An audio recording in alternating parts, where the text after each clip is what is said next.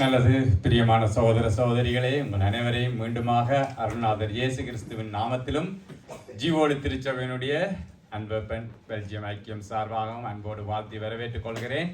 வந்திருக்கிற உங்கள் ஒவ்வொருவரோடும் கர்த்தருடைய கிருபையும் சமாதானமும் ஆசீர்வாதமும் இருப்பதாக. நல்லது. நாங்கள் நல்ல ஒரு ஆராதனையினூடாக கர்த்தரை நாங்கள் உயர்த்தி பிடித்தோம். அவர் கைவிடாத தேவன் என்பது தான் நான் இன்றைக்கு ஒரு ஆராதனைக்கு தலைப்பு கொடுக்கணும் என்றால் கைவிடாத தேவன் என்பதை போலவே அவருடைய எல்லா பாடல்களும் அமைந்திருந்தது. எனவே தேவன் கைவிடாதவராய் என்றென்றைக்கும் உண்மை உள்ளவராய் இருக்கிறார். எனவே பிரியமானவர்களை, நாங்கள் இன்றைய நாள் வார்த்தைக்கு நேராக எடுத்துக்கொள்வோம். 2 நாளாகம புஸ்தகத்தினுடைய 29வது அதிகாரம், 2 நாளாகம புஸ்தகத்தினுடைய 29வது அதிகாரம், அதனுடைய 11வது வசனம்.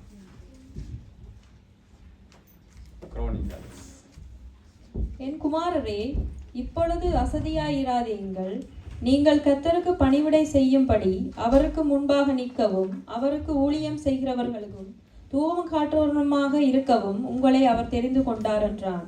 ஆமேன். அன்பான தகப்பனே, அப்பா, இது வார்த்தைக்கு நேராக என்னையும் சபையாரையும் ஆண்டவரை தாழ்த்துகிறேன். கர்த்தாவே, நீர் இந்த வார்த்தையின் மூலமாக எங்களோடு என்ன பேச சித்தமாக இருக்கிறீரோ அது இந்த ஆண்டவரே அப்பா வார்த்தையின் வேளையில் வெளிப்படுவதாக. உங்களுடைய பரிசுத்த ஆவியானவர் எங்களை முழுவதுமாய் பொறுப்பேற்று உம்முடைய தியானத்துக்குள்ளே எங்களை நடத்துவீராக. உம்முடைய வார்த்தைகள் எங்களுக்கு ஆலோசனையாயும் எச்சரிக்கையாயும் ஆண்டவரே அமைவதாக. கர்த்தாவே, இந்த வார்த்தை வழியை பொறுப்படுத்திக் கொள்ளும் பலியிடத்தை தாரும். கர்த்தராகிய இயேசு கிறிஸ்துவின் நாமத்தில் மன்றாடுகிறோம் நல்ல பிதாவே. ஆமேன், ஆமேன். என் குமாரரே, இப்பொழுது அசதியா இராதீங்கள். நீங்கள் கர்த்தருக்கு பணிவிடை செய்யும்படிக்கு அவருக்கு முன்பாக நிற்கவும் அவருக்கு ஊழியம் செய்கிறவர்களும் தூவம் காட்டுகிறவர்களுமாய் இருக்கவும் உங்களை அவர் தெரிந்து கொண்டார். சரி, இதுவும் ஒரு யாரையோ பார்த்து சொல்லுகிற ஒரு கூற்று வாக்கியம். என்ன அப்ப இதை நாங்கள் அப்படியே வச்சுக்கொண்டு இன்னொரு வசனத்தையும் நாங்கள் பார்க்க போகிறோம். இன்றைக்கு நாங்கள் பைபிள் வாசிக்கிறார்கள் குழம்ப தேவையில்லை. 2 பகுதிகளில் இருந்து தான் நாங்கள் எடுக்க போறோம். ஒன்று இங்கே, இன்னொன்று 2 நாளாகமத்தினுடைய 10வது அதிகாரம் 14வது வசனத்தை எடுத்துக்கொள்வோம். 2 நாளாகமம் 10:14. வாலிபருடைய ஆலோசனையின்படியே அவர்களோட பேசி, என் தகப்பன் உன் நுகத்தை பாரமாக்கினார், நான் அதை அதிக பாரமாக்குவேன். என் தகப்பன் உங்களை சவுக்களினாலே தண்டித்தார், நான் உங்களை தேள்களினாலே தண்டிப்பேன் என்று சொன்னான். ஆமென். சரி, என்ன இந்த வார்த்தை என்ன சொல்லுதுன்னு சொன்னால், இதுவும் யாரையோ பார்த்து தான் சொல்லுகிறார்கள். என்ன? என் தகப்பன் உங்கள் நுகத்தை பாரமாக்கினார், நான் அதை அதிக பாரமாக்குவேன். என் தகப்பன் உங்களை சவுக்களினாலே தண்டித்தார், நான் உங்களை தேள்களினாலே தண்டிப்பேன் என்று சொல்லுகிறார். சரி, இப்ப இன்றைக்கு இந்த வசனத்துக்கு போய்க்கு முன்னம் நான் என்னன்னு சொன்னால், இந்த வார்த்தை வாலிப பிள்ளைகளிடத்திலே பேசும்படியாக பரிசுத்த ஆவியானவரினோடு இடைப்பட்ட வார்த்தை பகுதி. கர்த்தருக்கு சோஸ்திரம். இந்த சபையிலே பாதிக்கு பாதி கர்த்தர் வாலிபர்களை இன்றைய நாளில் கொண்டு வந்திருக்கிறார். அப்ப இது வாலிபர்கள் முக்கியமாய் கவனிக்க வேண்டிய வார்த்தை பகுதியா இருக்குது. அப்ப வாலிபர்களுக்குன்னு சொன்னா அப்ப நாங்க ஒரு டீ பிரேக் எடுக்கலாமான்னு மற்றவர்கள் யோசிக்கிறீங்களா? அப்படி இல்லைன்னு வெளிப்படுத்தல சபைகளுக்கு ஆண்டவர் நிருபங்களை எழுதின போது கடைசியில் எப்படி முடித்தார்? ஆவியானவர் சபைகளுக்கு சொல்லுகிறதை காதுள்ளவங்க, காது இருக்கிற எல்லாருக்கும் மெசேஜ் உண்டு. நானும் உண்மைக்கு இந்த செய்தியை வாலிப பிள்ளைகளுக்கான செய்தி என்றுதான் ஆயத்தப்படுத்தினேன். ஆனால் பரிசுத்த ஆவியானவர் என்னோடு பேசின போது அது எனக்கே மிகுந்த ஒரு ஆசீர்வாதமாகவும் எனக்கே நான் கர்த்தரிடத்தில் திரும்பும்படியாகவும் அந்த வார்த்தைகள் என்னோடு இடைப்பட்டது. பிரியமானவர்களே, எனவே நான் பார்த்து பேசுகிறது வாலிபர்களுக்காக இருந்தாலும் செய்தி எல்லோருக்குமாய் உரியது. எனவே நாங்கள் அதை ஆழ்ந்து கவனிப்போம். கர்த்தராகிய ஆவியானவர் எங்களை எப்படி நடத்த சித்தமாக இருக்கிறாரோ அதற்கு நாங்கள் ஒப்புக் கொடுப்போம். பிரியமானவர்களே, சரி, முதல் நாங்கள் வாசித்த வார்த்தை என்ன? அது ஒரு ஊழிய அழைப்பு.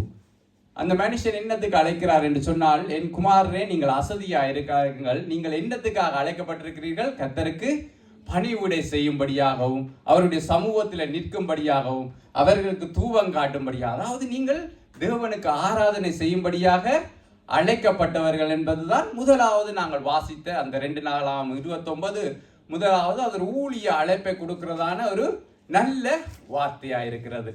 2 நாளாகமம் 10ஆம் அதிகாரத்தில் நாங்கள் வாசிக்கிற கதை எப்படி இருக்கிறது என்று சொன்னால், இது ஒரு மேட்டிமையான வார்த்தை. என்னுடைய தகப்பன் உங்களை நுகத்தை பாரமாக்கினார், அதாவது என்னுடைய தகப்பன் உங்கள் மேல நல்ல நல்ல பாரத்தை வைத்தார். நான் அதை என்ன செய்ய போறேன்? இன்னும் அதிக பாரமாக்க போகிறேன். என்னுடைய தகப்பன் உங்களை சவுக்கால அடிச்சார், ஆனா நான் என்ன செய்ய போறேன்? தேள்களால உங்களை அடிக்க விட போகிறேன் என்று சொல்கிறார். இது ஒரு மேட்டிமையான வார்த்தையாகவும் ஒரு ஒரு ஒரு அருவருப்பான வார்த்தையாகவும் காணப்படுது. என்ன சரி, இப்ப நான் என்ன கேட்க போறேன் என்று சொன்னால், சரி வாலிபர்களுக்கு கண்டபடியா வாலிப பிள்ளைகளை கேட்போம். இந்த 2 வசனங்களையும் வாசிக்கிற போது இந்த 2 வார்த்தைகளுக்கு இடையில ஏதாவது ஒற்றுமை இருக்கிறதா உங்களுக்கு தோணுதா? ஏதாவது connection between these two words? இந்த 2 வார்த்தையும் பார்த்து தானே, ஒன்று நல்ல வார்த்தை போல தோணுது, இன்னொன்று மோசமான வார்த்தை போல தோணுது. இந்த 2 வார்த்தைகளுக்கு ஏதாவது கனெக்ஷன் இருக்குமா? இருக்க சான்ஸ் இல்லை. ஆபேல் இருக்க சான்ஸ் இல்லை. வேற அப்படி தோணல உங்களுக்கு. சரி, பெரியவர்களை கேட்போம். இந்த 2 வார்த்தைகளையும் பார்க்கிற போது இதுக்கு இடையில ஏதாவது ஒரு சம்பந்தம் இருக்கிற மாதிரி தோணுதா? பெருமையும். ஆனா 2 வார்த்தையும் ஒத்து போகிற மாதிரி தோணவே இல்லை. சரி, ஓகே, நாங்கள் அப்ப கொஞ்சம் டீப்பா போய் பார்ப்போம். அப்ப இந்த வார்த்தைகள் ஏன் விசேஷமா இது வாலிபர்களுக்கு என்று சொல்லுகிறேன். அப்ப இந்த வார்த்தைகளுக்குள்ள ஏதாவது சம்பந்தம் இருக்கா இல்லையா என்று சொல்லி நாங்கள் பார்க்கிற போதே அது எங்களுக்கு நிச்சயமாக பிரயோசனம் உள்ளதாய் அமையும். பிரியமானவர்களே, சரி, தமிழ் இலக்கியத்தில் எங்களுக்கு தெரியும், ஒரு கூற்று வாக்கியம் வந்தால் நாங்கள் 3 காரியங்களை ஆராய்வோம். எனக்கு டச் இன் லிட்ரேச்சர் நீங்க எப்படி படிக்கிறீங்களேன்னு தெரியாது. ஆனால் தமிழ்ல ஒரு கூற்று வாக்கியம் வந்தால் 3 காரியங்களை ஆராய்வோம். என்ன? யார் சொன்னார், யாருக்கு சொன்னார், எந்த சந்தர்ப்பத்தில் சொன்னார். அப்படி நீங்க படிக்கிறீங்களா? who said it, to whom, in which situation. ஏதாவது ஒரு சென்டென்ஸ் வந்தா அந்த 3 காரியங்களையும் நாங்கள் ஆராய்வோம். அப்ப அந்த 3 காரியங்களை நாங்கள் ஆராய்ந்து பார்க்கிற போது ஒருவேளை இந்த வார்த்தைகளுக்குள்ளே சம்பந்தம் இருக்கலாம். என்ன இருக்கலாம் என்று நான் நம்புகிறேன். நீங்கள் பார்ப்போம் என்னென்று சொன்னால், அப்ப முதலாவது நாங்கள் பார்க்க வேண்டியது என்ன? அப்ப முதல் இந்த 2 வார்த்தைகளுக்குள்ளேயும் ஏதாவது சம்பந்தம் இருக்கா? அடுத்தது இந்த வார்த்தைகளுக்கும் எங்களுக்கும் ஏதாவது சம்பந்தம் இருக்கான்ற இந்த காரியத்தை தான் நாங்கள் இன்றைய நாளில் பார்க்க போறோம். பிரியமானவர்களே, அப்ப முதலாவது நாங்கள் பார்ப்போம், யார் சொன்னார், யார் சொன்னார், யார் அந்த வார்த்தையை சொன்னான் என்பதுதான் முக்கியமான காரியம். அப்ப முதல் நாங்கள் பார்த்த வசனம் 2 நாளாகமம் 29 நாங்கள் வாசித்த வசனத்தை யார் சொன்னான் என்று சொன்னால், அதனுடைய முதலாவது வசனம் 29:1 வாசித்தால் தெரியும் எங்களுக்கு. எசேக்கியா 25ஆம் வயதிலே ராஜாவாகி 29 வருஷம் எருசலேமில் அரசாண்டான். சகரியாவின் குமாரத்தியாகி அவனுடைய தாயின் பேர் அபியாள். ஓகே, யார் சொல்லுகிறானா? எசேக்கியா என்கின்ற ஒரு ராஜா. அந்த ராஜா என்ன செய்கிறான்? இப்பதான் ராஜ்ய பாரத்துக்கு வருகிற ஒரு புதிய ராஜா. இப்ப நாங்கள் எசேக்கியாவை விடுவோமே, இது யாருடைய வார்த்தை என்று சொன்னால், ராஜ்ய பாரத்துக்கு வருகிற ஒரு புதிய ராஜாவினுடைய வார்த்தை, ஒரு நியூ கிங் உடைய வார்த்தையை தான் நாங்கள் முதல் பார்த்தோம். சரி, 2வதையும் பார்ப்போம். 2 நாளாகமம் 10ஆம் அதிகாரத்தினுடைய முதலாவது வசனத்தை வாசிப்போம். ரெகொபெயாமை ராஜாவாக்கும்படி இஸ்ரவேலர் எல்லாரும் சீகேமுக்கு வந்திருந்தபடியினால் அவனும் சீகேமுக்கு போனான். சரி, இது யாருடைய வார்த்தை நாங்கள் 2வது பார்த்தது என்று சொன்னால், ரெகொபெயாம் என்கின்ற ஒரு ராஜாவினுடைய வார்த்தை. அப்ப இதுவும் யாருடைய வார்த்தை? ஒரு நியூ கிங். அவனும் இப்பதான் ராஜாவாக அபிஷேகம் பண்ண போகிறான். அப்ப இந்த 2 வார்த்தைகளும் யாருடைய வார்த்தைகள் என்று பார்த்தோம்னா, யார் சொன்னது என்று பார்த்தால் ஒரு புதிய ராஜா, ஒரு நியூ கிங்கினுடைய வார்த்தைகளை தான் நாங்கள் இந்த இடத்துல பார்க்கிறோம். அப்ப இது வாலிப பிள்ளைகளை உங்களுக்கு பொருந்துமா? பொருந்துமா? எஸ். வெளிப்படுத்தினால் 1:6 மிக தெளிவாக சொல்லுது, தேவன் எங்களை யாரா மாற்றினாராம்? பிதாவுக்கு முன்பாக நிற்கும்படியாக ராஜாக்களும் ஆசாரியர்களும் ஆக்கினாராம். அப்ப நீங்கள் இந்த ஜீவோலி திருச்சபையினுடைய வாலிப பிள்ளைகள் இப்போ புதிய ராஜாக்களாய் புதிய காரியங்களை செய்கிறதற்காக தேவன் உங்களை ஆயத்தப்படுத்தி இருக்கிறார். அப்ப நீங்கள் செய்கிற ஊழியங்கள் எப்படிப்பட்ட ஊழியங்கள்? ராஜாவினுடைய ஊழியங்கள். நாங்கள் சாதாரணமா நினைக்கிறோம், என்னடா ஒரு வர்ஷிப்புக்கு ஏற்றி விடுறாங்க, ஒரு வர்ஷிப்பை 2 பேரா பிரித்து செய்கிறோம், சும்மா ஒரு காணிக்க பாட்டு தாராங்களோ ஒரு ஆரம்ப பாட்டு தாராங்கன்னு நினைக்கிறீங்களா? ஆனால் உங்களுடைய ஊழியம் தேவனுடைய பார்வையில் எப்படிப்பட்டதா இருக்கிறது? அது ராஜாவினுடைய ஊழியம். நீங்கள் பேசுகிற வார்த்தைகள் ஒரு ராஜாவினுடைய வார்த்தைகள். அதை நீங்க எப்பயும் ஞாபகம் வச்சுக்கொள்ளணும். நான் பேசுகிற வார்த்தைகள் ஒரு ராஜாவினுடைய வார்த்தைகள், ஒரு ராணியினுடைய, ஒரு அதிகாரம் உள்ளவனுடைய வார்த்தைகளை நான் தேவ சமூகத்திலிருந்து பேசுகிறேன் என்பதை நீங்கள் மறந்து விடக்கூடாது. அப்ப இந்த இடத்திலே இந்த காரியத்தை சொல்லுகிறது யார்? இந்த 2 வசனமும் புதிய ராஜாக்களிடத்திலிருந்து புறப்பட்டு வந்த வார்த்தைகள். அப்ப அது ஏன் வாலிபர்களுக்கு மிகவும் முக்கியமானது என்று சொன்னால், நீங்களும் புதிய ராஜாக்களாக தேவனுடைய சமூகத்தில் ஒரு புதிதான ஊழியத்தை செய்ய போகிறீர்கள். யாரு? நீங்கள் அதுக்கு முதல் வசனங்களை வாசிச்சீங்கள் என்று சொன்னால், சாலமோனுடைய காலத்துக்கு பிறகு அவனுடைய ஸ்தானத்தில் ரெகோபயாம் ராஜாவானான் என்று பார்க்க முடியும். ஆகாசுக்கு பிறகு அவனுடைய ஸ்தானத்திலே எசேக்கியா ராஜாவாயினான் என்று சொல்லி வாசிக்க முடியும். அப்ப அடுத்த கட்டத்துக்கு போகிறதான ஒரு சூழ்நிலை. யாரு? கிறிஸ்டி பிரதருடைய ஸ்தானத்திலே தெபோரா அடுத்த கட்ட ஊழியத்தை நீங்கள் தான் முன்னெடுக்க போகிறீங்க. குணா பிரதருடைய ஸ்தானத்தில் கிஷியா இமானுவேலா நீங்க எடுக்க போறீங்க. எங்கட யூஜிம் பிரதர் ஸ்தானத்தில் ஆபேல் ஏஞ்சல் நீங்கள் ஊழியங்களை எடுக்க போறீங்க. அப்ப ஊழியம் செய்யாத பெற்றோருடைய வாலிப பிள்ளைகள் எங்களுக்கு ஒன்றும் இல்லையா இருந்தா உங்களுக்கு இருக்கு. நான் கடைசியில சொல்லுகிறேன். ஏனென்று சொன்னா, இந்த வார்த்தைகளை பேசுகிற எசேக்கியா எப்படிப்பட்டவர் என்பதை காண்கிற போது உங்களுக்கு இன்னும் அதிக உற்சாகமா இருக்கும் பிள்ளைகளே. அப்போ புதிதான ஒரு தொடக்கம் வருகிற போது இந்த புதிதான ராஜாக்கள் பேசுகிற வார்த்தைகளைத்தான் நாங்கள் இந்த இடத்திலே தியானத்துக்கு எடுத்திருக்கிறோம். ஆனால் ஆரம்பத்திலேயே நான் கேட்ட போது நீங்க சொன்னீங்க இந்த 2 வார்த்தைகளும் ஒருமித்து போகிறது போல காணவே இல்லை என்று சொல்லி. ஆனால் யார் பேசினான் என்று பார்த்தா 2 வார்த்தைகளையும் பேசினது ஒரு புதிய ராஜா. அப்ப நீங்களும் புதிய ராஜாக்களாக இருக்க போகிறீர்கள். நீங்க பேச போகிற வார்த்தைகளுக்குள்ள சம்பந்தம் இருக்குமா இல்லையா என்றதை தான் நாங்கள் இன்றைய நாள் ஆராய போறோம். சரி, இப்ப அடுத்தது யாருக்கு பேசினான் என்பதை நாங்கள் பார்க்க வேண்டும். யார் பேசினார் என்றால் அதுக்கு அடுத்தது அவர் யாருக்கு பேசினார் என்பதை பார்க்க வேண்டும். 2 நாளாகமம் 29:4 நாங்கள் வாசித்தோம் என்று சொன்னால், 2 நாளாகமம் 29:4 ஆசாரியரையும் லேவியரையும் அழைத்து வந்து அவர்களுக்கு கிழக்கு வீதியிலே கூடி வர செய்து. ராஜாவாகிய எசேக்கியா யாரை அழைக்கிறான் என்று சொன்னால், ஆசாரியர்களை, லேவியர்களை, தன்னுடைய ஜனங்கள். அவன் தன்னுடைய ஜனங்களின் மத்தியிலே பேசுகிற வார்த்தைகள் தான் இவை. அப்படியே நாங்கள் 2 நாளாகமம் 10ஆம் அதிகாரத்தினுடைய 12வது வசனத்தை நாங்கள் வாசிப்போம் என்று சொன்னால், 3ஆம் நாள் என்னிடத்தில் வாருங்கள் என்று ராஜா சொல்லியிருந்தபடியே யெரொபெயாமும் சகல ஜனங்களும் 3ஆம் நாளிலே ரெகோபெயாம் இடத்தில் வந்தார்கள். ரெகோபெயாம் யாரிடத்துல பேசுகிறான்? அவனும் ஜனங்களிடத்துல தான் பேசுகிறான். அப்ப வாலிப பிள்ளைகளை, நீங்கள் யாரிடத்துல ஊழியம் செய்கிறீர்கள்? சபையாரிடத்துல தான் ஊழியம் செய்கிறீர்கள். இப்ப இனி உங்களுடைய ஊழியங்கள் தனிப்பட்ட ஊழியங்கள் இல்லை. நீங்கள் தனிப்பட்ட எதுவும் செய்கிறது இல்லை. சபையில பிரதிஷ்டமா செய்கிறீர்கள். அப்ப சபையில செய்கிற ஊழியங்களை மற்றவர்கள் பார்ப்பார்கள். மற்றவர்கள் உங்களுடைய ஊழியங்களை குறித்து குறை நிறைகளை ஆராய்வார்கள். இது பொதுவான காரியம். இப்போ ஒரு நாட்டிற்கு ஒரு புதிய ஜனாதிபதி வருகிறார் என்று வைங்களேன். அந்த ஜனாதிபதியினுடைய முதலாவது அந்த அவர் என்னத்தை செய்கிறார் என்பதை குறித்து எல்லாரும் பார்ப்பார்கள். யார்? அவருடைய நாட்டு ஜனங்கள் பார்ப்பார்கள், எதிரி நாட்டு ஜனங்கள் பார்ப்பார்கள். அவர் எப்படியான தீர்மானங்களை நிறைவேற்றுகிறார். மற்ற எல்லா சுத்தி இருக்கிற முழு பேரும் உங்களுடைய போக்கஸ் அவர்கள் மேலே இருக்கும். அப்ப இந்த ராஜாக்கள் யாரிடத்துல பேசுகிறார்கள் என்று சொன்னால், இந்த புதிய ராஜாக்கள் தம்முடைய ஜனங்களிடத்துல தான் பேசுகிறார்கள். அப்ப நீங்களும் உங்களுடைய ஊழியங்களை யார் மத்தியில செய்ய வேண்டும்? உங்களுடைய ஜனங்கள் மத்தியில தான் நீங்கள் உங்களுடைய வார்த்தைகளை பேச போகிறீர்கள். அது எப்படிப்பட்ட வார்த்தைகள் என்றதுதான் முக்கியம். அதைத்தான் நாங்கள் பிரதானமானது. அந்த வார்த்தைகளில் மாறுதலினால என்ன உண்டாக போகிறது என்பதைத்தான் நாங்கள் இன்றைய நாளில் தியானிக்க போகிறோம். சரி, இவர்கள் எந்த சந்தர்ப்பத்தில் பேசினார்கள் என்று சொல்லி பார்த்தால், 2க்குமே பொதுவானது. 2மே அவர்களுடைய முதலாவது உரை. முதல் அவர்கள் ஜனங்களை சந்திக்கிற போது கொடுக்கிற ஸ்பீச். அப்ப என்னன்னு சொன்னால், இப்ப ஒரு நாட்டுக்கு ஒரு ராஜா, ஒரு அமெரிக்காவில் இப்ப ஜனாதிபதி தேர்தல் நடக்க போகுது.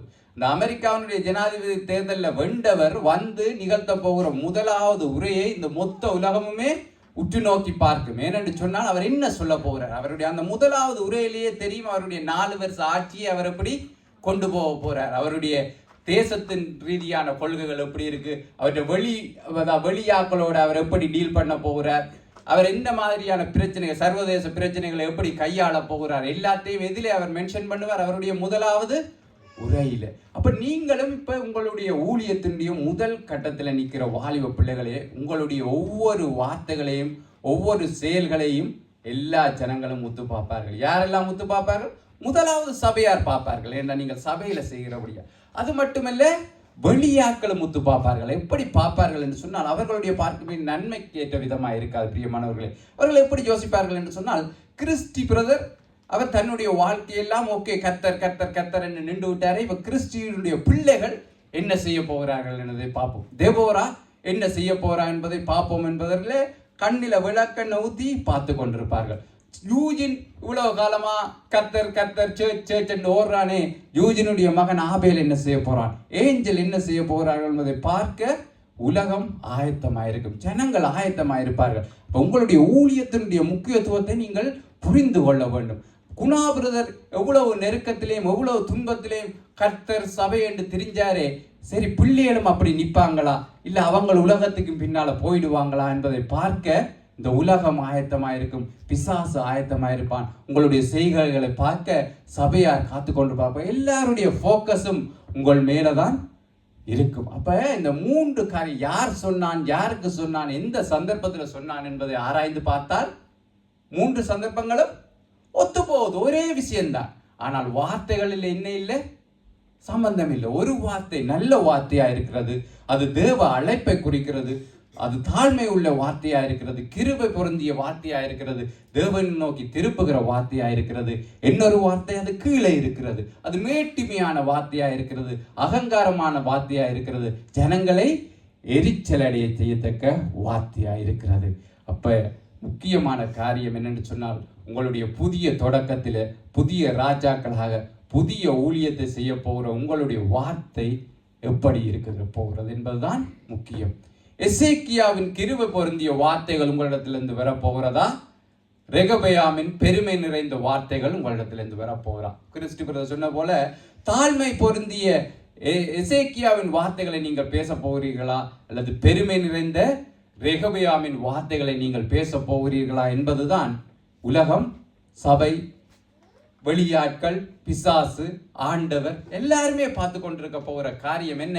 புதிய ராஜாக்களாக இந்த ஜீவொளி திருச்சபையினுடைய புதிய அத்தியாயத்தை தொடங்க போகிற வாலிப பிள்ளைகள், நீங்கள் எப்படியான வார்த்தைகளை பேச போகிறீர்கள், எப்படியான காரியங்களை முன்னெடுக்க போகிறீர்கள் என்று சொல்லி. சரி, இப்போ நாங்கள் மேலோட்டமாக எல்லா காரியத்தையும் பார்த்து விட்டோம். இப்போ முதலாவது நாங்கள் போயிட்டு ரெகபெயாமுடைய காரியங்களை பார்ப்போம். ஏன் இப்படியான ஒரு வார்த்தை அவனிடத்திலிருந்து வர வேண்டி இருந்துச்சு? இதை கொஞ்சம் நாங்கள் இந்த சம்பவங்களை அலசி ஆராய்ந்து பார்த்தோம் என்று சொன்னால், ரெகபெயாம் ராஜாவாக போகிறான் என்று சொன்னால், சாலமோன் மரித்த பின் அவனுடைய ஸ்தானத்திலே அவனுடைய மகனாகிய ரெகபெயாம் ஆட்சிக்கு வர வேண்டும். இப்போ ஜனங்கள் எல்லாரும் சீகோமிலே கூடி வந்திருக்கிறார். சீகோம் என்கின்ற ஒரு சிட்டியில வந்து அவனை ராஜாவாக்க ஆயத்தமாக இருக்கிற போது ஜனங்களிடத்திலே ஒரு ரிக்வெஸ்ட் இருந்துச்சு. என்னென்று சொன்னால், சாலமோன் ராஜா அநேக மனைவிகளை கொண்டபடினால அவர்களுக்கு அநேக அரண்மனைகளை கட்ட வேண்டி அவன் அநேகமான டாக்ஸ்களை ஜனங்களிடத்திலிருந்து அதிகமான வரியை வாங்கினான். அந்த ஜனங்களுக்கு அதிக பாரமாக இருந்துச்சு. அப்போ இப்போ ஜனங்கள் வந்து ரெகபெயாம் இடத்துல சொன்னார்கள் என்று சொன்னால், உங்களுடைய தகப்பன் எங்கள் மேலே அதிகமான பாரத்தை சுமத்தி இருக்கிற, அதிகமான வரி நாங்கள் கட்ட முடியாதபடி இருக்குது, நீ புதிய ராஜாவாகிற போது எங்களுக்காக அதையெல்லாம் கொஞ்சம் குறைச்சு தள்ளுபடி செய்து எங்களை கொஞ்சம் ரிலீஸ் ஆக்கி விடும்படியாக கேட்டார்கள். அப்ப இவன் என்ன செய்தான் என்று சொன்னால், முதலாவது போய் தன்னுடைய 6வது வசனத்தில் நல்ல காரியத்தை செய்தான். அப்பொழுது ராஜாவாகிய ரெகபெயாம் தன் தகப்பனாகிய சாலமோன் உயிரோடு இருக்கையில் அவன் சமூகத்தில் நின்ற முதியோரோடைய ஆலோசனை பண்ணி இந்த ஜனங்களுக்கு என்ன மறு உத்தரவு கொடுக்க வேண்டும் என்று சொல்லி கேட்கிறான்.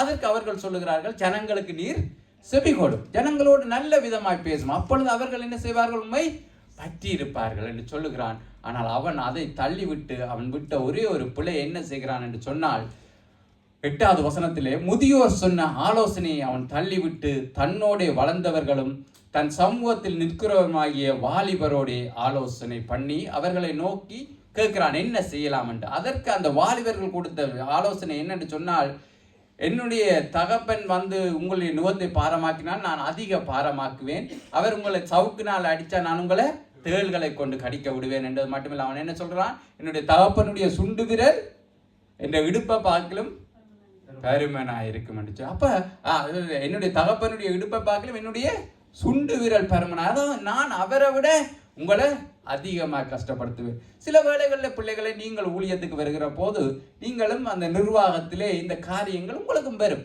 சில காரியங்கள் எங்களுக்கு நெருக்கமாக இருக்குது, சில காரியங்களில் இலகுவாக எங்களோட தொடர்பு கொள்ள முடியல, என்று சொல்லின ஒரு ரிக்வெஸ்ட் உங்களிடத்துல வருகிற போது நீங்கள் எப்படி இல்லை அது அப்படித்தான், அது அப்பா இப்படி செய்தால் நான் அதை விட மோசமா செய்வேன். இதுதான் ரெகோபெயாமுடைய வார்த்தைகள். அப்ப அதுக்கு காரணம் என்னென்று சொன்னால், அவன் முதியோருடைய ஆலோசனையை தள்ளிவிட்டு தன்னோடு வளர்ந்த வாலிபர்களுடைய ஆலோசனையை கேட்டானா. இப்போ ஒரு பேச்சுக்கு சொல்ல போனால், எப்படி யூஜின் பிரதருடைய ஆலோசனை மார்க்கஸுக்கு ஏற்புடையதா இல்லை, ஆனால் ஆபேல் சொல்றதை ஏற்றுக்கொள்ளக்கூடியதா இருக்கு. ஏன்னு சொன்னால் சேம் வேவ் லென்த்ல இருக்கிறோம். அவன் சொன்ன அது அவருக்கு யூஜின் பிரதர் கொஞ்சம் பழைய ட்ரெண்ட், அவருக்கு தெரியாது, அவருக்கு இந்த சிச்சுவேஷன் தெரியாது, அவருக்கு இந்த நாட்டு பாசம் தெரியாது, அவருக்கு இதை எப்படி டீல் பண்றேன்னு தெரியாது. ஆனால் ஆபேலுக்கும் எனக்கும் வேவ்லவும் தொத்து போகும். அதனால யூஜின் பிரதர் சொல்லுகிற நல்ல ஆலோசனைகளை காட்டிலும் ஆபேல் சொல்லுகிற மொக்குத்தனமான ஆலோசனை மார்க்கஸுக்கு நல்லதாய் தோணும். அதே தான் இங்கேயும். இப்போ ஒருவேளை தெபோராவுக்கு எங்கட குணா பிரதர் சொல்லுகிற ஆலோசனைகள் அவ்வளவு நல்லா படாது, ஆனா இமானுவேலா சொன்னா சூப்பரா இருக்கும். ஏன் அது சேம் வேவ் லென்த்ல இருக்கு, நாங்க ஒரே மாதிரி படிக்கிறோம், ஒரே இதுல இதுன்றோம். அப்ப அது நல்ல ஆலோசனையா இருந்தாலும் அதை தள்ளிவிட்டு இமானுவேலா ஏதாவது தண்ட போடி போக்குக்கு ஒரு காரியத்தை சொன்னால் அது ஏற்புடையதா தெரியும். இதே தான் ரெகோபெயாமுடைய காரியம் பிரியமானவர்களே. என்று சொன்னால் இன்றைக்கு அநேக வாலிப பிள்ளைகள் தவறி போகிறதுக்குரிய காரியம் என்னன்னு சொன்னால், பாஸ்டர் சொல்றது எங்களுக்கு ஏற்புடையதா தெரியல. பாஸ்டர் பழைய ட்ரெண்டில் சொல்றார், பழைய பைபிளின் காலத்தில் சொல்லுகிறார், அவர் தந்த காலத்தில் இருந்த நடைமுறையை சொல்லுகிறார், குணா பிரதர் தந்த காலத்து நடைமுறையை சொல்லுகிறார், ரஞ்சித் பிரதர் சும்மா எரிஞ்சு விழுகிறார். இப்போ இன்றைக்கு வாலிப பிள்ளைகளிடத்தில் வருகிற காரியங்கள் என்னன்னு சொன்னால் இதுதான். என்னென்னு சொன்னால், மூத்தோர் அவர்கள் சொல்லுகிற ஆலோசனை அவர்களுக்கு நல்லா இல்லை, ஆனால் தங்களோடு வளர்ந்த வாலிபர்கள் சொல்லுகிறது கேட்கிற போது இன்பமாக இருக்கும். என்னென்னு சொன்னால், நாங்கள் என்னத்தை யோசிக்கிறோமோ அதைத்தான் அவர்களும் சொல்லுவார்கள். அப்படி கேட்கிற போது எங்களுக்கு சந்தோஷமா இருக்கும். இப்போ ரெகோபெயாமும் அதே காரியத்தை தான் செய்தான். அந்த வாலிபர்கள் சொன்ன அந்த பொல்லாத ஆலோசனைக்கு உட்பட்டு ஜனங்களிடத்துல போய் அதை அப்படியே சொல்லுகிறான். அவன் யோசிச்சு பார்க்கவில்லை என்ன நடக்கும் என்று சொல்லி. ஆனால் நாங்கள் இப்போ எசேக்கியாவிடத்துல வருவோம். எசேக்கியா எப்படிப்பட்டவன் என்று சொன்னால், அவன் ஆகாசுடைய மகன் என்று சொல்லி நாங்கள் பார்க்கிறோம். அந்த ஆகாஸ் எப்படிப்பட்ட ராஜா? நீங்கள் யாராவது நினைக்கிறீங்களா எசேக்கியா ஒரு நல்ல ராஜா? அதாவது எசேக்கியா குறித்து பைபிள் எப்படி சொல்றதுன்னா, யூதாவின் ராஜாவிலே அவனைப் போல கர்த்தருக்கு முழுமனையாக அந்த கீழ்ப்படிந்து அல்லது கர்த்தருக்கு உண்மையாயிருந்தவன் யூதாவில ராஜாவில அவனைப் போல ஒருவனும் அவனுக்கு முன்பும் இல்லை பின்பும் இல்லை என்று சொல்லி வேதம் சர்டிபிகேட் கொடுக்குது. அப்படிப்பட்ட அந்த எசேக்கியாவுடைய தகப்பன் எப்படிப்பட்டவனா இருந்திருப்பான்னு நினைக்கிறீங்க? ஒரு நல்ல மனுஷனா இருந்து பிள்ளைய வளர்த்திருப்பார் இல்லையா எசேக்கியாவுடைய தகப்பன்? அதுதான் பிரியமானவர்களை வேதத்தினுடைய ட்விஸ்ட். இந்த ஆகாஸ் கர்த்தருடைய பார்வைக்கு பொல்லாப்பானதை செய்து அவன் பாகால்களுக்கு தேசத்தை திறந்து விட்ட ஒருவன். அப்ப சில வேளை பிள்ளைகள் நினைக்கலாம், எங்கட புஷ்பா கண்ட பிள்ளைகள் நினைக்கலாம், எங்களுடைய தகப்பன் தாய் ஊழியம் செய்கிறவர்கள் இல்லையா, நீங்க ஊழியக்காரருடைய பிள்ளைகளை பற்றி மட்டுமே கதைச்சிங்கள் என்று சொல்லி. ஆனால் இந்த கிருபை நிறைந்த வார்த்தைகளை பேசுகிற எசேக்கியா எப்படிப்பட்டவன்? அவனுடைய தகப்பன் ஒன்றும் பெரிய ஊழியக்காரன் இல்லை, அவன் ஒரு மோசமான ராஜாவா இருந்தான். ஆனால் இந்த எசேக்கியா என்ன செய்கிறான்? தன்னுடைய இருதயத்தில் தீர்மானித்துக் கொள்கிறான், நான் கர்த்தருக்கு என்று வைராக்கியம் பாராட்டி நிற்பேன். பிரியமா வாலிப பிள்ளைகளே, உங்களுடைய பெற்றோர்கள் ஒரு அளவுக்கு தான் நீங்கள் உங்களுடைய இருதயங்கள்ல என்ன வைராக்கியத்தை பாராட்டுகிறீர்கள்? நான் கர்த்தருக்கென்று எழுந்து நிற்பேன், நான் கர்த்தருக்காக காரியங்களை செய்வேன் என்று நீங்கள் உங்களுடைய மனதில் தீர்மானித்துக் கொண்டால் நீங்கள் என்ன செய்வீர்கள்? கிருபை நிறைந்த வார்த்தைகளை பேசுவீர்கள். யாரை அழைப்பிக்கிறான் என்று சொன்னால் எசேக்கியா, அதுதான் முக்கியமான காரியம். அவன் எல்லா ஜனங்களையும் அழைக்கவில்லை. யாரை அழைக்கிறான்? ஆசாரியர்களையும் லேவியர்களையும், கர்த்தருக்கென்று ஊழியத்துக்கு ஒப்பு கொடுக்கப்பட்டவர்கள், கர்த்தருக்கென்று பிரித்தெடுக்கப்பட்டவர்கள். லேவியர் என்று சொன்னால் அவர்கள் கர்த்தருடைய பங்கு. அப்ப கர்த்தருடையவர்களிடத்துல தான் அவன் பேசுகிறான். பிரியமான வாலிப பிள்ளைகளை, நான் உங்களுக்கு சொல்லுகிற ஆலோசனையும் அதுதான். என்னென்னு சொன்னால், கர்த்தருடையவர்களிடத்துல பேசுங்கள். கர்த்தருடைய ஊழியத்திற்காக தங்களை அர்ப்பணித்தவர்களை, வேறு பிரித்தெடுக்கப்பட்டவர்களை, அந்த வாலிப பிள்ளைகளிடத்துல தான் நீங்கள் பேச வேண்டுமே தவிர எல்லாரிடத்திலையும் நீங்கள் பேச போனால் உங்களுடைய வார்த்தைகள் தாறுமாறாகி போகும். எல்லாருடைய ஆலோசனைகளை நீங்கள் செவிகளுக்கு எடுக்க போனால் ரெகோபெயாமை போலதான் பேச முடியும். ஆனால் இந்த எசேக்கியா என்ன செய்கிறான்? அவன் கர்த்தருக்குரியவர்களை தெரிந்து கொள்கிறான். அவர்களை அழைத்து தான் சொல்லுகிறான். என்ன பிள்ளைகளை, அவனுக்கு 25 வயசு. இந்த வார்த்தைகளை பேசுகிற போது எசேக்கியாவுக்கு ஒன்றும் 50-60 வயசு இல்லை. அவன் பிள்ளைகளை என்று சொல்கிறான். அவன் தன்னுடைய நண்பர்களைத்தான் அழைக்கிறான். அழைத்து சொல்கிறான், பிள்ளைகளே என்று சொல்கிறான். அவனுக்கே 25 வயசு. சிலவள வந்தவர்களுக்கு 30-40 கூட இருந்திருக்கலாம். ஆனால் அவன் சொல்கிறான் பிள்ளைகளே என்று. ஏன்னு சொன்னால் ஒரு ராஜா, நீங்கள் சிலவள உங்களுக்கு 17-18 வயசு 20 வயசாக கூட இருக்கலாம். நீங்கள் இந்த இடத்துல இருந்து ஊழியம் செய்கிற போது உங்களுடைய ஸ்தானம் ஒரு ராஜாவா இருந்தால் கேட்கிறவர்கள் எல்லாரும் ஒரு ராஜாவுக்கு, ஒரு ஜனாதிபதி என்ன சொல்வார்கள்? First citizen. சிலவள அவருக்கு 30 வயசா 40 வயசா இருந்தா கூட அவர் தான் ஃபர்ஸ்ட் சிட்டிசன்.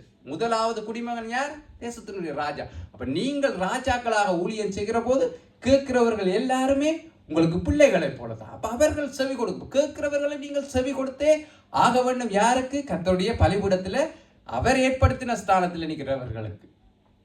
அந்த அதிகாரத்தை நீங்கள் விளங்கிக் கொள்ள வேண்டும். உங்களுடைய ஊழியம் சும்மா இல்லை, நான் வாரன் ஏதோ 3 பாட்டு பாடிட்டு போறோம், இது என்ன எங்களுக்கு தந்த பெரிய ஊழியமா, மற்ற ஊழியங்களுக்கு தாராங்களே இல்லையே, காணிக்க பாட்டை மட்டும் தாராங்களே. காணிக்க பாடல் பாடுகிற போது அந்த காணிக்க பாடை பாடுகிறவர் தான் ராஜாவினுடைய ஸ்தானத்தில் நிற்கிறார். ஆரம்ப பாடல் பாடுகிற போது ஆரம்ப பாடல் பாடுகிறவர் தான் ராஜாவினுடைய ஸ்தானத்தில் நிற்கிறார். ஆரம்ப ஜெபம் செய்கிற போது ஆரம்ப ஜெபம் செய்கிறவர் தான் ராஜாவினுடைய ஸ்தானத்தில் நிற்கிறார். மற்றவர்கள் அவர்களுக்கு செவி கொடுக்கிறவர்களாக இருக்க வேண்டும். அதனாலதான் அவன் சொல்கிறான் பிள்ளைகளே என்று சொல்கிறான். பிள்ளைகளை நீங்க அசதியாயிராதீங்க. நீங்க எல்லாம் டல்லா இருக்கிறதுக்கு அல்ல, நீங்கள் அழைக்கப்பட்டதற்கு ஒரு நோக்கம் உண்டு. பரிசுத்த தேவனை ஆராதிக்கும்படியாக நீங்க வேறு பிரிக்கப்பட்டவர்கள் என்பதை நீங்க அறியுங்களா? அதுதான் அவர்களுடைய அந்த கேள்வி. இந்த கேள்வி என்ன செய்கிறது என்று சொன்னால், அதற்கு நீங்கள் 8-12 வசனத்தை வாசித்தால், அப்பொழுது கோகாத் புத்திரர்கள் அமசேயின் குமாரன் மாகாத்தும் ஆசாரியாவின் குமாரன் ஜோவேலும் என்று சொல்லி இப்படியே நாங்கள் பார்த்து கொண்டு அந்த எசேக்கியாவின் வார்த்தைகளுக்கு தங்களை ஒப்பு கொடுத்து கர்த்தருக்கென்று வைராக்கியம் பாராட்டி நிற்கிற ஆசாரியர்களை நாங்கள் பார்க்க முடியும். பிரியமானவர்களே, அப்படியாக அந்த ஒரு தெய்வீக அழைப்பு, அதாவது இந்த 11வது வசனத்தில் இருக்கிறது ஒரு ராஜரீக ஆசாரிய அழைப்பு. ஒரு ராஜா ஆசாரியர்களை நோக்கி அழைக்கிறார். ராஜரீக ஆசாரியர்களாக அழைக்கப்பட்டவர்கள் யார்? பேதுரு தெளிவாய் சொல்லுகிறார். யார் ராஜரீக ஆசாரியர்களாக அழைக்கப்பட்டவர்கள்? நாங்கள் தான்.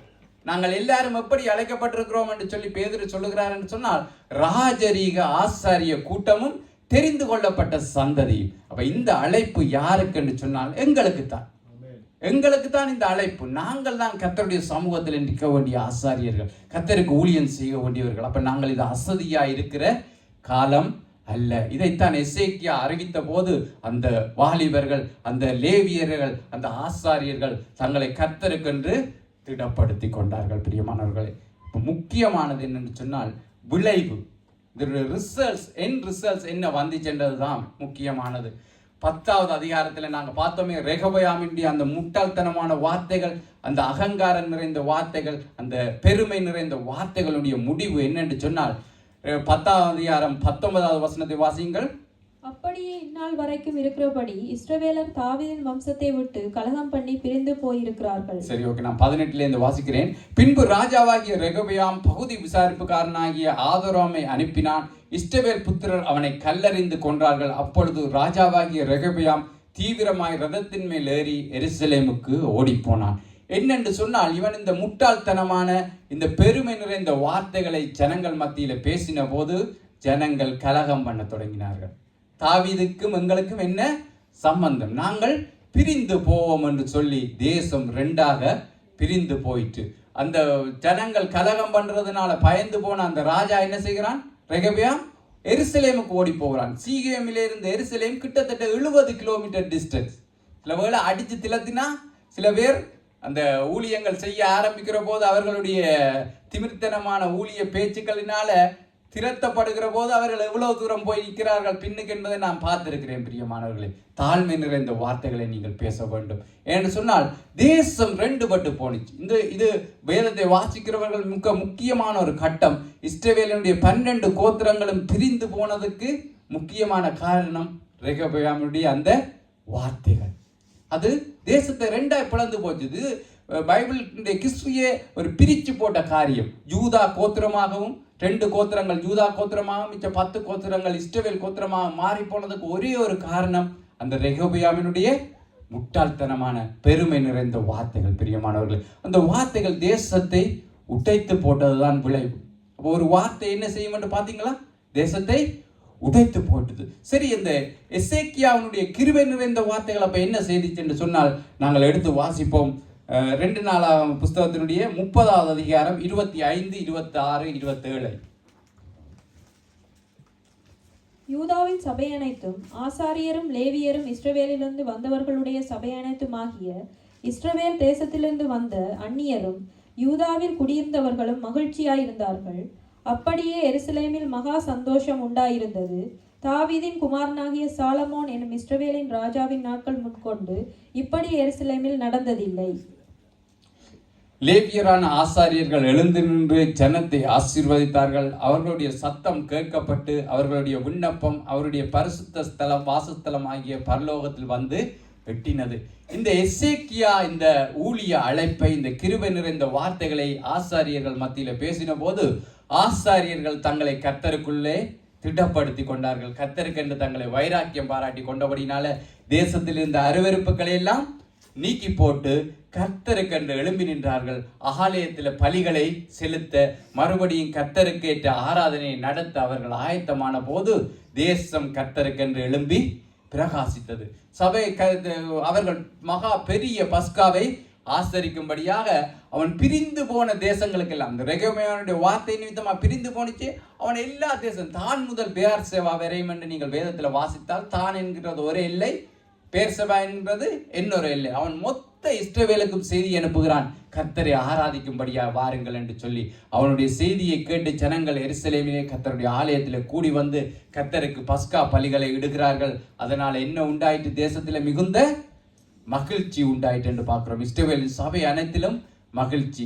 பிரியமானவர்களை, நீங்கள் பேச போகிற உங்களுடைய அந்த ஜீவனுள்ள வார்த்தைகள், கர்த்தருடைய ஊழியத்தை நீங்கள் செய்கிற போது நீங்கள் பேசுகிற கிருபையும் தாழ்வையும் ஊழிய அழைப்பும் கர்த்தருக்கு ஏற்ற வார்த்தைகளை நீங்கள் பேசினால் என்ன உண்டாகும்? சபையில சந்தோஷமும் மகிழ்ச்சியும் அது தேசத்தில் எங்கேயுமே பரவி இருக்கிறதை காண முடியும். அது மட்டுமல்ல, 20வது வசனம் சொல்லுகிறது, அவர்களுடைய விண்ணப்பம் பரலோகத்தை போய் எட்டினது.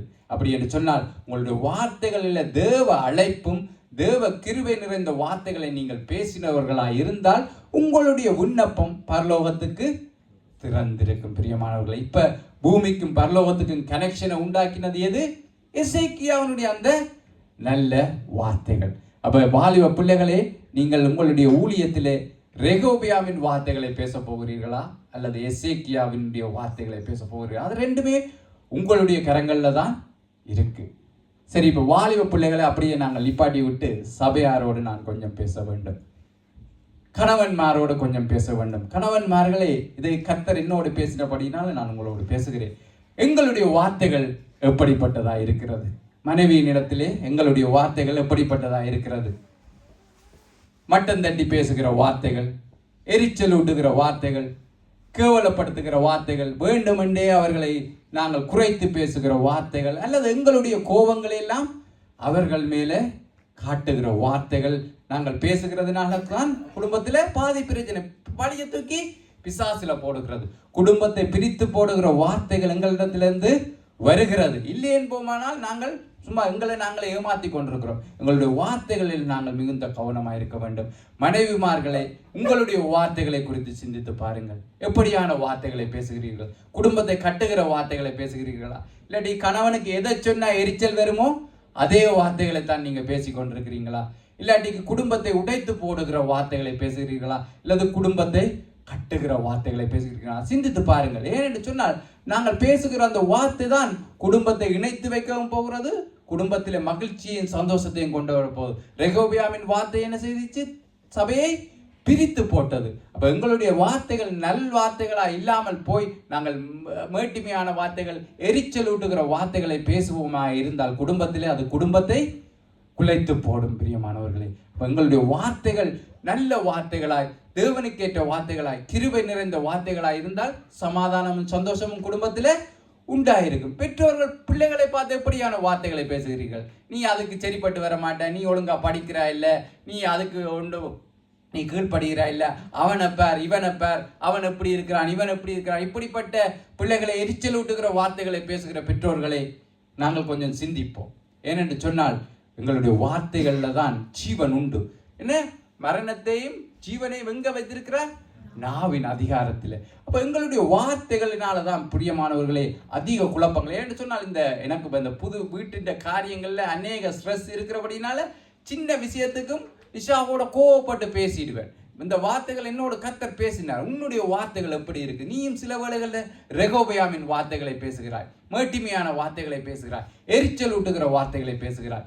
ஏன் எசேக்கியாவின் வார்த்தைகள் உன்னுடைய வாயிலிருந்து வருகிறதில்லை? அவன் கர்த்தருக்கு என்று தன்னை தீர்மானித்துக் கொண்டவன் நல்வார்த்தைகளை பேசுவான். நீ கர்த்தருடைய மனுஷனை போல பேசலையே என்று சொல்லி கர்த்தர் என்னோடு பேசினார். பிரியமானவர்களை, ஒருவேளை நாங்களும் அப்படி இருந்தால் கர்த்தருடைய சமூகத்தில் எங்களை நிதானித்து பார்க்க வேண்டும்.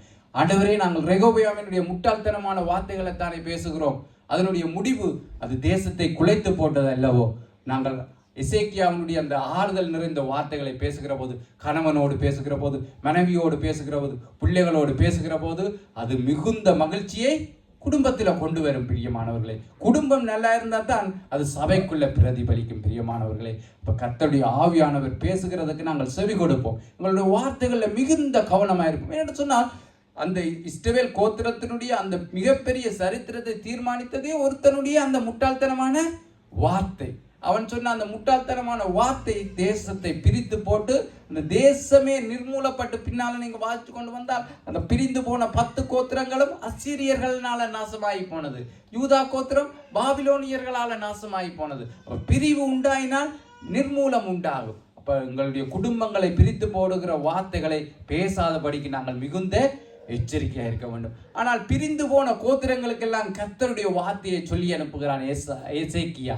இப்படியாக கர்த்தரிடத்தில் வாருங்கள், கர்த்தரிடத்தில் திரும்புங்கள் என்று சொல்லி அந்த வார்த்தைகளை சொல்லுகிற போது ஜனங்கள் கர்த்தருக்கு நேராக வந்து கர்த்தருக்கு பலியிட்டு கர்த்தரை மகிமைப்படுத்தின போது தேசமெங்கிலும் மிகுந்த சந்தோஷம் சமாதானம் உண்டாயிட்டு இப்ப இவர்களுடைய விண்ணப்பம் எங்க போய் நிக்குது?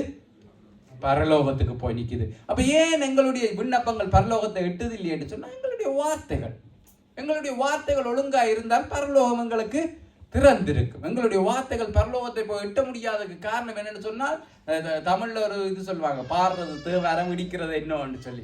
நாங்களும் அதே தான் செய்கிறோம், துதிக்கிறோம், புகழுகிறோம், பாடுகிறோம். ஆனால் எங்களுடைய வார்த்தைகள் எப்படிப்பட்டதா இருக்கிறதுன்னு சொன்னால் அது கட்டுகிற வார்த்தைகளே இல்லை, கிருபை நிறைந்த வார்த்தைகளை அல்ல நாங்கள் பேசுகிறது. நாங்கள் உடைக்கிற வார்த்தைகளையும் மேட்டிமையான வார்த்தைகளையும் நாங்கள் பேசி விடுகிறோம். சபையாரே, நாங்கள் மிகுந்த எச்சரிக்கையாக இருக்க வேண்டும். கர்த்தர் என்னோடு பேசினார், நான் முதலாவது மனம் திரும்பி விட்டுத்தான் உங்களிடத்துல பேசுகிறேன். அதுக்கான இனி நான் அப்படி பேச மாட்டேன்னா அது பிசாசு தூண்டுவான். மறுபடியும் பேச முடியும், மாமிசத்துல நாங்கள் தூண்டப்படுவோம். ஆனால் முதலாவது நான் எனக்கு, அதுக்கு பிறகுதான் உங்களோட பேசுகிறேன். ஒருவேளை உங்களோடும் ஆவியானவர் பேசினால் நாங்கள் ஆவியானவருக்கு இடம் கொடுத்து, ஆண்டவரே நாங்கள் நல்வார்த்தைகளை பேசுவோம், கிருபை நிறைந்த வார்த்தைகளை பேசுவோம், குடும்பத்தை கட்டுவோம், சபையை கட்டுவோம் என்று சொல்லி முடிவெடுக்கலாம். வாலிப பிள்ளைகளை, உங்களுக்கும் அதே தான். சில வேளை உங்களுக்கு ஆலோசனை யாராவது சொல்லலாம், நாங்கள் என்னத்துக்கு ஹொலண்டில் இருந்து வர இன்ஸ்ட்ரக்ஷன் எல்லாம் கேட்கணும், நாங்கள் எங்களுக்குள்ளேயே செய்யலாம் தானே. ஏன் பாஸ்டர் சொல்றதை நாங்கள் கேட்கணும்? அது பழைய ட்ரெண்ட், அது முடிஞ்சு போச்சு. ஏன் அசன்காரட்ட கதையை கேட்கணும்? ஏன் நாங்கள் ஆர்னம்காரட்ட கதையை கேட்கணும்? நாங்கள் இப்போ இங்கே நிறைய வாலிபர்கள் இருக்கிறோம், நாங்கள் எல்லாம் செய்து கொள்ளலாம். இப்படியான தீர்மானங்களை எல்லாம் நாங்கள் எடுக்கிற போது, இன்று எடுக்கிறீர்களா இருந்தால் நீங்கள் ரெகோபியாமையும் அவனுடைய வாலிபர்களையும் போல இருக்கிறீர்கள். அவர்களுடைய முடிவு அது சபையை குலைத்து போடும். வாலிப பிள்ளைகளை, சபையிலே மகிழ்ச்சியும் சந்தோஷமும் அது பரலோகத்துக்கு ஏற்றதாயும் இருக்க வேண்டும் என்று சொன்னால் சேர்க்கிற வார்த்தைகள் வேண்டும். பிரிந்து போனவர்களிடத்திலேயும் ஆள் அனுப்புகிறான் எசேக்கியா, வாருங்கள் கர்த்தரிடத்தில் வாருங்கள் என்று சொல்லி. அப்படியான வார்த்தைகளை நாங்கள் பேச சித்தமாக இருந்தால் நிச்சயமாக தேசத்தின் மேல ஒரு எழுப்புதலை கொண்டு வர முடியும். வாலிப பிள்ளைகள், நீங்கள் வந்து இந்த தேசத்தின் மொழியை சரளமாக பேசுகிறவர்கள். அப்ப உங்களுடைய ஊழியங்கள் வளருகிற போது அது இந்த பெல்ஜியம் தேசத்தையே அசைக்கக்கூடியதாக இருக்கும். வெறுமனே இதே தமிழாக்களோட உங்களுடைய ஊழியங்கள் முடிந்து போகிறதில்லை. உங்களுடைய கதவுகள் அகலமாய் திறக்கப்பட வேண்டியது. அப்ப அதற்காக நீங்கள் ஆரம்பத்தில் பழகுகிற இந்த ஊழியங்கள் முக்கியமானது என்பதை உணர்ந்து, நாங்கள் என்ன சாதாரணமான ஒரு காணிக்க பாட்டு தானே பாடுகிறோம், ஒரு வேர்ஸ் இப்போ 2ஆ பிரித்து செய்கிறோமே, இதில் என்ன இருக்குன்னு நினைக்காமல் நீங்கள் இந்த ஆரம்ப ஸ்டேஜில், அதாவது இந்த வார்த்தைகள் எல்லாம் அந்த ராஜாக்களுடைய ஆரம்ப காலம், அது அவர்களுடைய முதல் உரையில வந்தது. அப்ப நீங்கள் உங்களுடைய அஸ்திவாரத்தை சரியாய் போடுவீர்கள் என்று சொன்னால் தேவன் உங்களுக்கு முன்பாக சபையை திறந்து தர ஆயத்தமுள்ளவராக இருக்கிறார். தேசத்தை திறந்து தர ஆயத்தமுள்ளவராக இருக்கிறார். பரலோகம் உங்களுக்கு திறந்திருக்கும். உங்களுடைய விண்ணப்பங்கள் பரலோகத்தை போய் எட்டும் வாலிப பிள்ளைகளே. அதனால உங்களுடைய வார்த்தைகளிலே கவனம். சபையாரே, எங்களுடைய வார்த்தைகள் எப்படிப்பட்டது என்பதை உணர்ந்து நாங்கள் எந்த வார்த்தைகளை பேசுகிறோம் என்பதை நிதானித்து நாங்கள் பேசினால் குடும்பம் கட்டப்படும், சபை கட்டப்படும். வாலிப பிள்ளைகளே, நீங்களும் உங்களுடைய தீர்மானம், நான் 2 தீர்மானத்தையும் உங்களுக்கு முன்பாகவே வைக்கிறேன். நீங்கள் ரெகெபியாமையும் அவனுடைய வாலிபர்களைப் போலவும் தான் நாங்கள் இருக்க போகிறோம் என்று சொன்னால் அது எப்படிப்பட்டது, அதனுடைய முடிவு என்ன என்பதை நான் காண்பித்து விட்டேன்.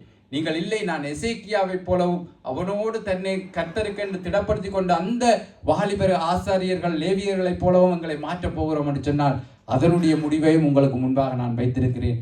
தீர்மானம் உங்களுடையது என்று சொன்னால் தீர்மானிக்கிற அத்தாரிட்டி கர்த்தர் உங்களிடத்தில் தான் கொடுத்திருக்கிறார். நன்மை தீமை அறியத்தக்க விருட்சத்தின் கனியை வைத்தவர் தீர்மானிக்கிற அதிகாரத்தை ஆதாமிடத்திலும் ஏவாளிடத்திலும் கொடுத்தார். அப்ப பிரியமானவர்களே, தீர்மானம் உங்களுடையது. தீர்மானித்துக் கொள்ளுங்கள். வார்த்தையை கேட்ட உங்கள் ஒவ்வொருவரையும் கர்த்தர் ஆசீர்வதிப்பாராக. ஆமென்.